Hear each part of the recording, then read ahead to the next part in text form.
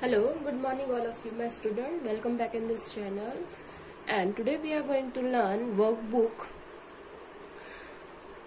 ठीक है, तो वर्कबुक में से भालू ने खेली फुटबॉल। आप लोगों ने ऑलरेडी प्रीवियस वीडियो में प्रश्न क ख ग लर्न कर लिया था, समझ लिया था। You already understood all the things.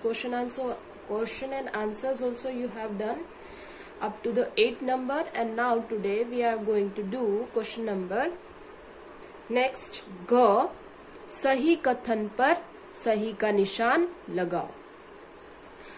So let's start this question. सही कथन, कथन का मतलब होता है जो सेंटेंस दिया है उसे हम हिंदी में बोलते हैं कथन। तो यहाँ पे हम 1 by 1 सारे वाक्यों को हम पढ़ेंगे और अकॉर्डिंग टू स्टोरी कौन सा वाक्य सही था और कौन सा नहीं है उस पे सही और गलत का निशान लगाएंगे। ठीक है, तो स्टोरी आप लोगों को अच्छे से समझ में आ गई होगी। भालू ने खेली फुटबॉल, उसमें 2 कैरेक्टर थे, एक भालू और दूसरा शेर का बच्चा, और एट लास्ट में 3rd कैरेक्टर आता है, वो माली होता है। और उस कहानी में कैसे भालू ने अपने पैरों से शेर के बच्चे को उछाल दिया और उछलने में शेर के बच्चे को मजा आ रहा था। तो वैसे ही लास्ट में क्या होता है कि शेर का बच्चा जमीन पर गिर जाता है क्योंकि भालू जी शेर के बच्चे को उछालकर अपने घर की ओर चले जाते हैं। और उसी समय वहां पे माली आता है। माली क्या करता है, उससे हर्जाना मांगता है क्योंकि शेर के बच्चे ने पेड़ की डाल तोड़ दी होती है। तो यही स्टोरी के बेस से हम ये वाले वाक्यों को सही और गलत टिक करेंगे। ठीक है, तो पहला यहाँ पे दिया है गर्मियों का मौसम था। क्या बच्चों वहां पे गर्मियों का मौसम का उल्लेख दिया था? नहीं, स्टोरी में कहानी में सर्दियों का मौसम बताया गया था। तो यहाँ पे हम करेंगे रॉन्ग। ठीक है, दूसरा है भालू का बच्चा आम के पेड़ के नीचे सोया हुआ था। नहीं, आम के पेड़ के नीचे नहीं, यहाँ पे दिया था जामुन के पेड़ के नीचे। तो यहाँ पे ये वापस क्या हो जाएगा, इट्स रॉन्ग। 3rd, भालू ने पैर से शेर के बच्चे को उछाल दिया। भालू ने पैर से शेर के बच्चे को उछाल दिया था। Yes, it's right. सो यहाँ पे हम क्या कर रहे हैं, राइट। 4th है भालू ने जल्दी से शेर के बच्चे को लपक दिया। हाँ, तो यहाँ पे भालू ने अपने हाथों से, जैसे ही उसे समझ में आया कि ये शेर का बच्चा है ना कोई फुटबॉल है, तो उसने जल्दी से शेर के बच्चे को अपने हाथों से पकड़ लिया। 5th नंबर, शेर के बच्चे को उछलने में मजा नहीं आ रहा था। नहीं आ रहा था, नहीं, ऐसा नहीं था। शेर के बच्चों को उछलने में मजा आ रहा था। तो यहाँ पे हम इसको रॉन्ग कर देंगे, गलत है, ये वाक्य गलत है। 6th है भालू को शेर के बच्चे को उछालने में मजा आ रहा था। नो, भालू को मजा नहीं आ रहा था। He is feeling tired. Okay, so यहाँ पे हम इसे कर देंगे गलत। 7वां वाक्य दिया है 12वीं बार उछालने के बाद भालू ने घर की ओर दौड़ लगाई। हाँ, अकॉर्डिंग टू द स्टोरी कहानी में दिया गया था और ये वाला सही है। नेक्स्ट इज माली के जाते ही शेर का बच्चा 9 2 11 हो गया। हाँ, ये वाला वाक्य भी सही है, तो हम इसे सही करेंगे। वहां से शेर का बच्चा भाग गया था। Next we are having question, जानवरों को उनकी बोली से मिलाओ। यहाँ पे कुछ जानवरों के पिक्चर्स दिए गए हैं, चित्र दिए हैं, और in the 2nd column it was given sounds. ठीक है, इन हिंदी।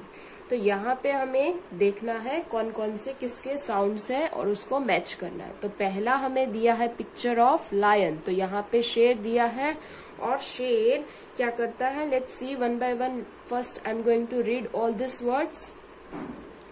तो पहला शब्द दिया है बलबलाना, दूसरा दिया है रंभाना, थर्ड दिया है रैंकना, next after दहाड़ना, मिमियाना, भौंकना, चिंगाड़ना, हिनहिनाना।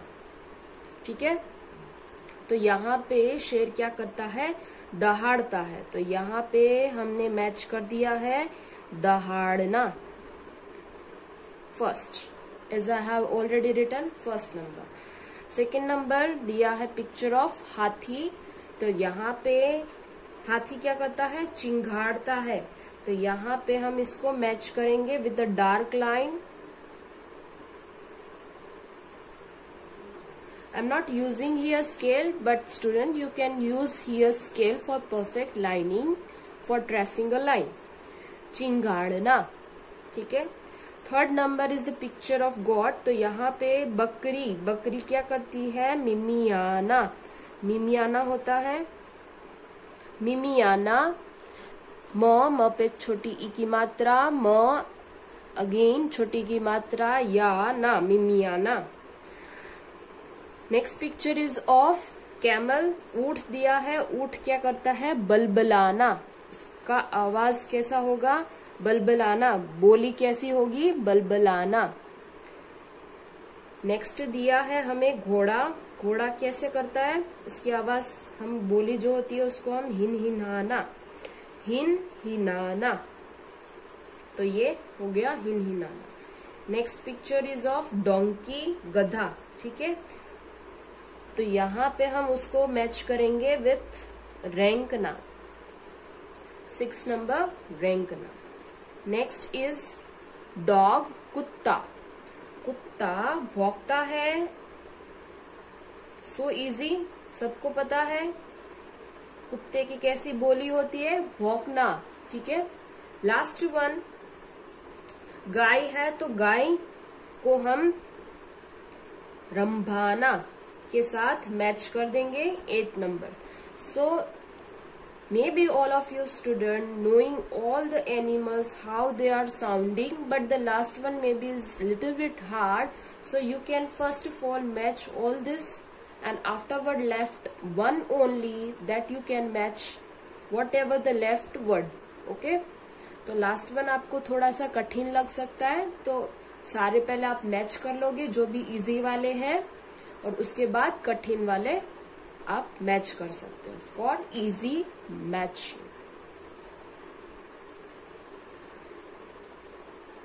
So now we are having question च, नीचे दिए गए जानवरों के बच्चों को क्या कहते हैं। तो यहाँ पे प्रश्न दिया है, नीचे जो भी पिक्चर्स हमें चित्र दिए गए हैं उन बच्चों को हिंदी में क्या कहा जाता है, रेखा खींचकर बच्चों को उनके नामों से मिलाओ। पहला दिया है जो पिक्चर, उसको हम कहेंगे शावक। तो शावक, शेर के बच्चों को शावक कहा जाता है। First written already. सेकेंड यहाँ पे है बछड़ा, तो बछड़ा हम किसे कहते हैं, गाय के बच्चे को। थर्ड पिक्चर इज ऑफ पिल्ला, ये है पिल्ला, और पिल्ला क्या होता है, कुत्ते का बच्चा। फोर्थ पिक्चर बिलौटा, बिलौटा किसका बच्चा हो गया, बिल्ली का। फिफ्थ पिक्चर है जो चित्र है वो है चूजा, चूजा होता है मुर्गा या मुर्गी का बच्चा, मुर्गा और मुर्गी का बच्चा। Okay done. So this is also easy, you just try to figure out and try to keep in mind कि ये है चूजा, ये है बिलौटा, पिल्ला, बछड़ा और शावक। नेक्स्ट क्वेश्चन इज वाक्य बनाओ। पहला दिया गया है हर्जाना शब्द, और हर्जाना का मतलब क्या होता है, क्षतिपूर्ति। क्षतिपूर्ति मतलब अगर हमारी कोई भी प्रॉपर्टी है, कोई भी चीज है और वो किसी और के द्वारा उसको नुकसान हुआ है तो हम उस इंसान के पास से हर्जाना मांग सकते हैं। तो हमारा जो नुकसान की भरपाई होती है और वो नुकसान हम पैसों में मांगते हैं, रुपीज में मांगते हैं, तो उसे हम हर्जाना शब्द यूज करके मांग सकते हैं, हर्जाना। ठीक है, तो हमने यहाँ पे वाक्य लिखा है, माली ने शेर के बच्चे से हर्जाना मांगा। माली ने शेर के बच्चे से हर्जाना मांगा। As per the story we know that कि यहाँ पे स्टोरी पे बताया गया था कि शेर के बच्चे से जो पेड़ की डाली टूट गई थी तो माली ने शेर के बच्चे से हर्जाना मांगा। ठीक है। सेकेंड, 9-2-11 होना। 9-2-11 होना मतलब हिंदी में एक मुहावरा है जो इसका मीनिंग ये होता है कि कहीं से जल्दी से झटपट से भाग जाना। ठीक है। शेर का बच्चा 9-2-11 हो गया, वो जल्दी से उस जगह से भाग गया। 9-2-11 होना मतलब जल्दी से वहां से भाग जाना।